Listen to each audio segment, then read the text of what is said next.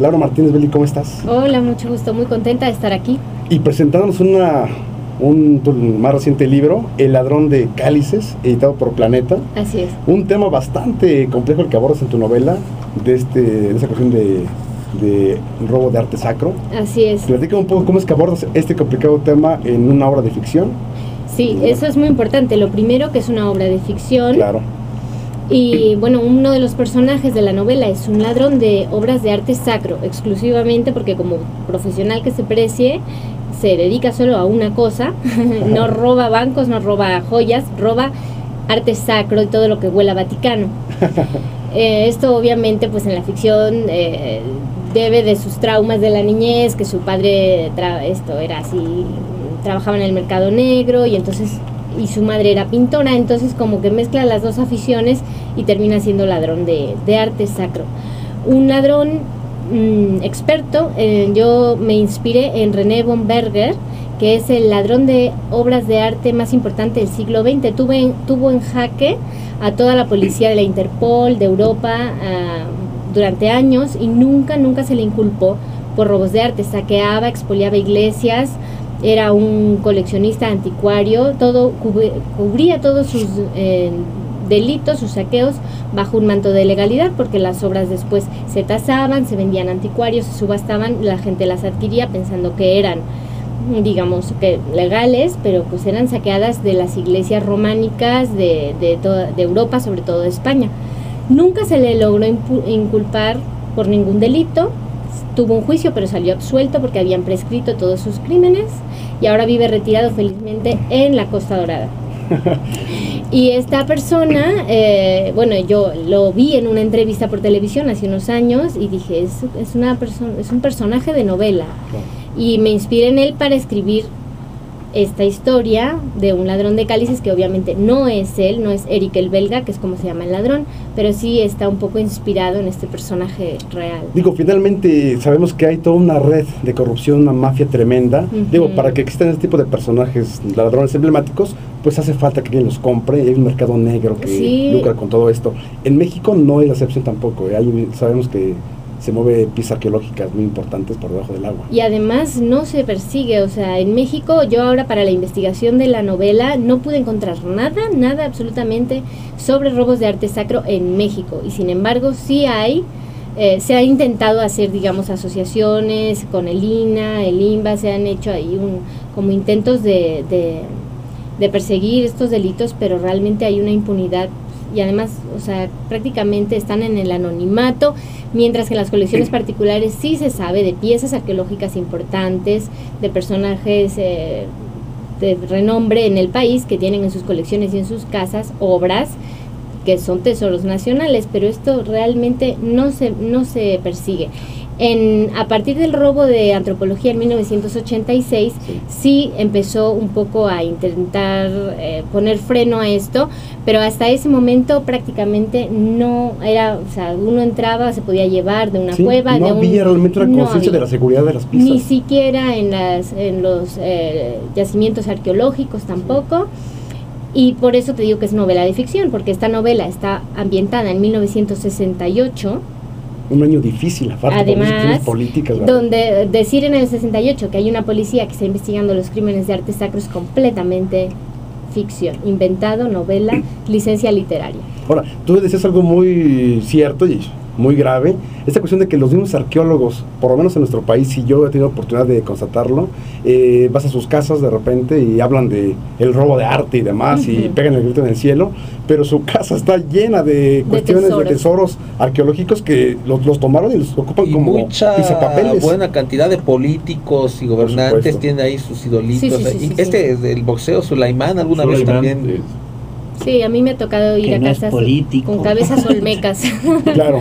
Casi, Ahora dime, tu investigación, ¿cómo la llevaste a cabo? Supongo que tú tienes relación con el arte y con la historia también, por supuesto, la estudiaste. Yo estudié. En México estuviste en el Museo de Bellas Artes.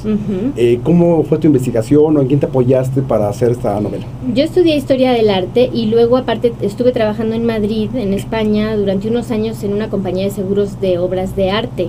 Entonces yo colaboraba con la Interpol persiguiendo las obras de arte desaparecidas. Qué interesante. cosa que no pude utilizar para nada en la novela porque no existía en México en el 68 nada parecido. Claro. O sea que, pero bueno, de alguna manera... de barrio era lo más... Sí, yo quería poner así, las cámaras de seguridad, las tasaciones, y luego mi editora me decía, es que en México en el 68 eso no se hacía. Entonces, de alguna manera, pues te sientes limitado por el contexto. Claro. Pero, pues sí, mi experiencia y en mis estudios, pues siempre como que te llevan a usar la nomenclatura, a estar familiarizado con los términos, y pues es un tema que me gusta. Ella en mi anterior novela, en Por si no te vuelvo a ver, también hablé sobre obras de arte, y pues también pienso que al público, a mis lectores, le gusta un poco, digamos, aprender con la novela, que es un medio pues muy ágil, claro, sobre cosas que a lo mejor no tienen acceso de otra manera, se hace como más digerible, ¿no? Claro. Y finalmente habrá que legislar, ¿no crees? Esta cuestión que hay un hueco ahí legal que sí, no se persigue esos robos y demás, ¿no? Pues es que en México yo creo que ya estamos desbordados, todo lo que habría que perseguir, pero sí se tiene que hacer algo. De hecho hay intentos, seguro que debe haber una iniciativa, una institución, algo que se dedique a esto, pero pues la relevancia no es tan importante como en otros países, como en Rusia e Italia, por ejemplo, o España, que sí que hay, digamos, toda una policía que se dedica a investigar exclusivamente estas cosas, porque además tienen su grado de dificultad específica, porque ya digo, en muchos casos las piezas robadas están cubiertas bajo un manto de legalidad, se han tasado, se han subastado, se han adquirido legalmente con factura. Claro, claro. Entonces, claro, el propietario de una obra puede decir, yo la adquirí legalmente en este sitio, y la procedencia pues no es mi problema, ¿no? Claro. Y bueno, eso es un tema complicado, pero por supuesto no hay temas que no sean fáciles de resolver. Digo, finalmente es patrimonio de una nación, ¿verdad? O sea, pues nadie es dueño de esas piezas. Lo que decía Eric el Belga es que en una de las cosas que yo leí, sobre todo para documentarme para esta novela, leí mucho sobre Eric el Belga y para conocerlo a él como persona, ¿no? Y él decía, yo no he robado nada, yo me he metido en una iglesia y he cogido 4 piezas que estaban ahí tiradas en el suelo, pudriéndose, y las he restaurado, las he vendido y las he dado a gente que las estaba esperando con los brazos abiertos. Capaz que lo que está diciendo, que capaz que hizo hasta un bien a esa obra de arte que estaba totalmente destruida. Él piensa que hacía un bien a la sociedad, y que si de no ser por él esas piezas estarían podridas en cualquier iglesia tirada o llenas de humedad. Y lo que es de Dios es de todos. Exacto. Sí. Pero le dijo que lo que es de Dios es de todos, capaz que no tiene micrófono. No, finalmente sabemos que en México, lo debes saber también muy bien, en México es uno de los países que tiene más robos en lo que son las pequeñas iglesias, en los pequeños pueblos del país, claro, porque están totalmente descuidadas, y la gente apenas recientemente han valorado lo que tienen ahí, no sabían los tesoros que había en sus capillas. Ni hay ni un catálogo de las joyas que ahí se guardan, e incluso se están robando puertas de las iglesias, porque con la madera de esas puertas, como son de época, obviamente hacen falsificaciones de retablos, y a la mirada de un microscopio datan del siglo XII, siglo XVI. Claro. Pero pues obviamente son falsificaciones. Y ahora, acaba de decir otra cosa muy importante, la catalogación. Si no sabemos qué tenemos, pues mucho menos lo contrario, ¿no? Si nos roban piezas, pues ¿cómo sabemos si lo teníamos o no antes? Sí, muchas veces ya cuando la obra ha sido sustraída es cuando se hace una investigación y se dan cuenta, incluso los propios párrocos, qué es lo que había ahí, ¿no? Claro.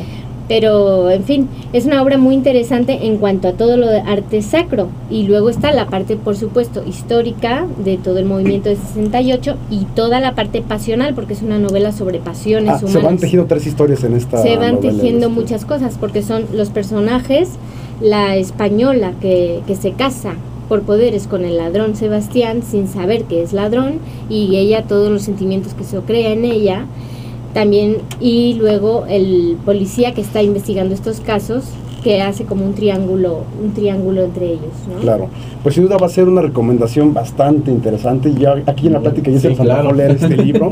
Es El ladrón de cálices, de Laura Martínez Belli, editado por Planeta. Ah, sí.